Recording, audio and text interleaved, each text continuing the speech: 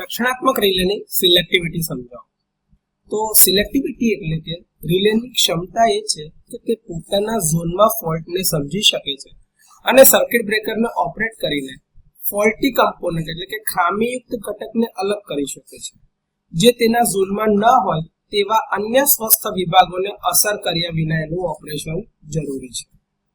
હવે એ રિલે ખાતરી પણ કરે છે કે જ્યાં સુધી ફોલ્ટ ચાલુ રહે અથવા તો ખામી હોય ત્યાં સુધી ફક્ત ફોલ્ટની સૌથી નજીકનું જ પ્રોટેક્ટિવ ડિવાઇસ એટલે કે રક્ષણ ઉપકરણ કાર્ય કરે છે, જ્યારે અપસ્ટ્રીમ ઉપકરણો બંધ થાય છે. એટલે કે ઉપર એની રિલેના જે ફોલ્ટ થયો હોય એની નજીકનું જ પ્રોટેક્ટિવ ડિવાઇસ ઓપરેટ થાય, એની ઉપરના જેટલા બી રિલેસ કાં તો જેટલા બી કમ્પોનન્ટ છે હેલ્ધી રહે, એટલે કે વધારે પડતા આઉટેજીસ ના થઈ જાય, તો સિસ્ટમની ઇન્સ્ટેબિલિટી ના થાય, એટલા માટે જરૂરી છે.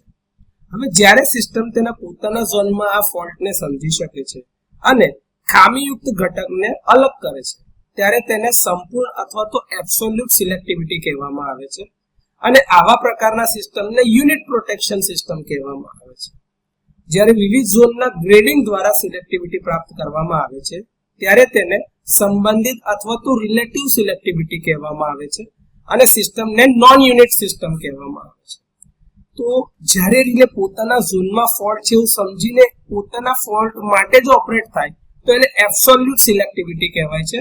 તો ડિફરન્શિયલ પ્રોટેક્શન જે થાય છે એ આ પ્રકારનું ઉદાહરણ છે જેને યુનિટ પ્રોટેક્શન સિસ્ટમ કહેવાય છે.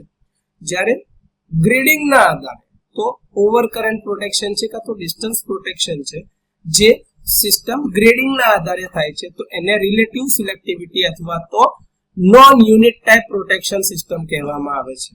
તો આ રીતે રક્ષણાત્મક રિલેની સિલેક્ટિવિટી પ્રોપર્ટીને સમજી શકાય છે.